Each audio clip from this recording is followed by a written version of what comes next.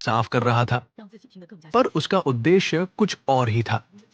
वो हर कोने को धीरे धीरे साफ कर रहा था ताकि वो ज्यादा देर वहां रुक सके और उस श्वेत अमीर आदमी की बातें सुन सके जो पास ही किसी व्यापारिक सौदे पर बात कर रहा था।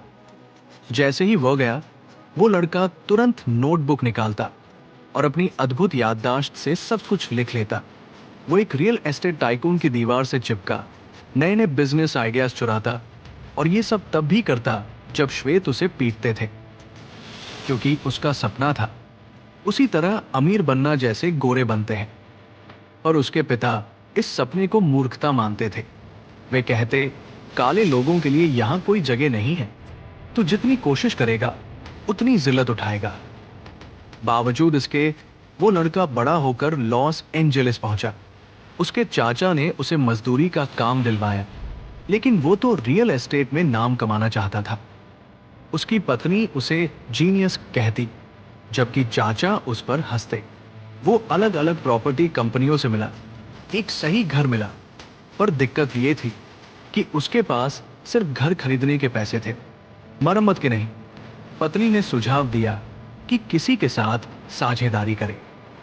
वे क्लब गए, जहां एक गंजा मालिक मिला जो उसे ठीक नहीं लगा। उसने उस आदमी को मना कर दिया और सीधे उस प्रॉपर्टी के मालिक, एक श्वेत व्यक्ति मी वाइट से मिला। उसने सीधा कहा, मुझे आपका घर खरीदना है, पर पैसे नहीं हैं, आप उधार देंगे? वाइट हंसा और मना कर दिया। उसने हार नहीं मानी, बैंक गया, पर वहां भी कोई सुनवाई नहीं हुई। पर जब वो बैंक के बाहर लगातार खड़ा रहा, एक अधिकारी उसकी सच्चाई से प्रभावित हुआ और उसे लोन मिल गया। घर ठीक करके किराए पर दिया। सब चौंक गए, मी भाई भी। उसने लड़के को पार्टनर बना लिया। आधे पैसे वो रखता, आधे ये लड़का। काम चल निकला। वो एक के बाद एक घर बेचता गया। तभी मी भाई को अचानक उसकी पत्नी को ये पसंद नहीं था कि एक काला आदमी के साथ बिजनेस करे। उसने उसे कंपनी से बाहर निकाल दिया। बैंक ने भी अब लोन देने से इनकार कर दिया। लड़का ये सब चुपचाप था, लेकिन तभी उसके दिमाग में उठा, मैं इस बैंक को खरीद लूंगा। पर एक काले व्यक्ति के लिए ये असंभव था। उसने अपने बुरे दोस्त को चुनना बना दिया, जो अमीर हुआ करेंगे, ताकि बैंक के मालिक को धोखा दिया जा सके। वो चले और उन्होंने बैंक खरीद लिया। अब काला युवक खुद था। उसने तुरंत नीति बदली थी। अब काले लोग भी लोन ले सकते थे, पर उसने ये सब छुपा कर दिया। एक कर्मचारी को शक था। उसने श्वेत चेहरा बने दोस्त से पूछताछ की। बात बढ़ी और कर्मचारी ने ब्लैकमेल किया। एक मीटिंग हुई, वरना मीडिया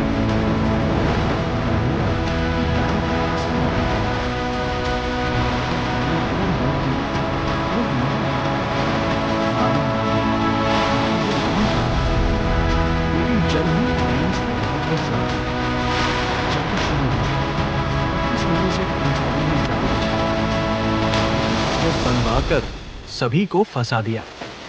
बैंक जब्त हो गया। सारे दोस्त टूट गए। उन्होंने छोटे छोटे आरोपों में 2 साल की जेल काटी।